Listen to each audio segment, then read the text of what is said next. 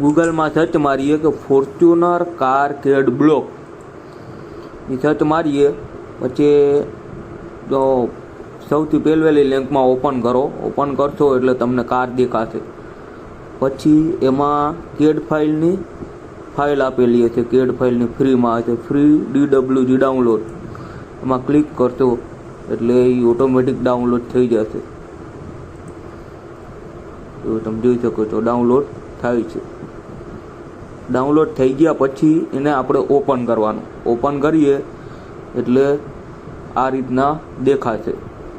પછી આપણે એ કારને આપણી ફાઇલમાં કન્વર્ટ કરવાનું છે. એટલે તમે જુઓ કઈ રીતના કરીએ. એ ફાઇલને આપણે ગ્રુપમાં જોઈન્ટ કરી દઈએ.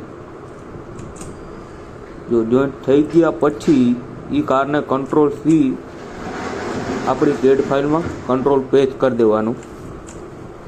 પેસ્ટ કર્યા પછી કાર છે ને એની સાઇઝ મોટી આવશે. એના માટે આપણે સ્કેલમાં કન્વર્ટ કરવા માટે SC એન્ટર સ્કેલ એટલે કે SC enter plus R enter આપશો એટલે કે એક છેડે પકડી અને બીજા પોઈન્ટે પકડી અને આપણે મીટરમાં નાખી દેવાની. માની લો કે ફોર્ચ્યુનરની 16 ફૂટ લંબાઈ છે એટલે કે મીટરમાં થાય 4.87. દબાવશો 4.87 એટલે ઓટોમેટિક 16 ફૂટની થઈ જશે.